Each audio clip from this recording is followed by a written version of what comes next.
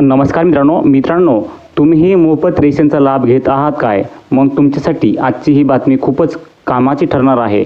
खरं तर सर्वसामान्य गरीब नागरिकांसाठी शासनाच्या माध्यमातून वेगवेगळ्या योजना राबवल्या जात आहेत.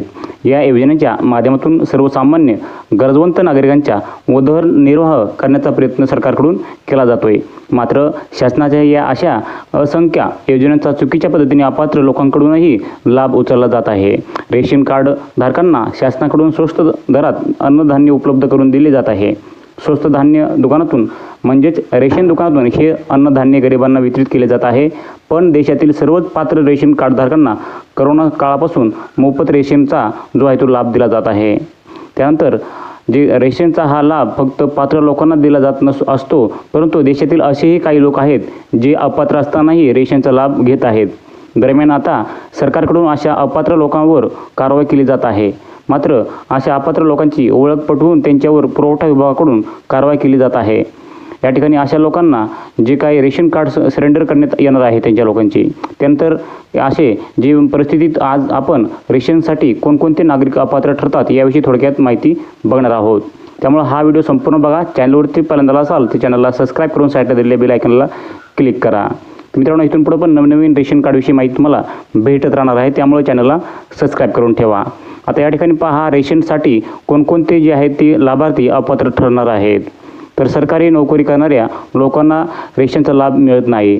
ज्या कुटुंबाकडे 4 चाकी वाहन आहे अशा लोकांना देखील रेशनचा लाभ दिला जाऊ शकत नाही. आयकर भरणाऱ्या नागरिकांनाही रेशनचा लाभ दिला जात नाही आहे. ज्यांचे वार्षिक उत्पन्न 3 लाखापेक्षा अधिक आहे अशा लोकांनाही रेशनचा लाभ दिला जाऊ शकत नाही. याशिवाय आर्थिकदृष्ट्या सक्षम लोकांनाही मोफत रेशनची सुविधा दिली जाऊ शकत नाही आहे. त्यामुळे जे लोक रेशनसाठी पात्र नसतील त्यांनी रेशन कार्ड पुरवठा विभागाकडे जमा करावेत असे आवाहनही केले जात आहे. पण जे लोक अपात्र असूनही रेशनचा लाभ उचलतील त्यांच्याकडून अपात्र झालेल्या दिनांकापासून रेशनची जी रक्कम होईल ती वसूल केली जाणार आहे. यामुळे लवकरात लवकर अशा अपात्र लोकांनी रेशन कार्ड सरेंडर करावेत असे सांगितले गेले आहे.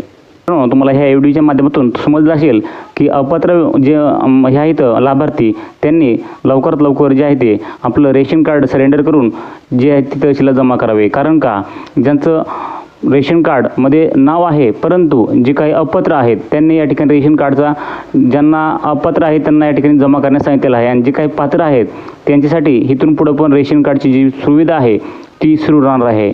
तुम्हाला नक्कीच ह्या व्हिडिओच्या माध्यमातून समजलं असेल की रेशन कार्डसाठी कोण पात्र आहेत आणि कोण अपात्र आहेत हे तुम्हाला नक्की समजेल असेल. मित्रांनो, ही अपडेट महत्त्वपूर्ण तुमच्यासाठी होती.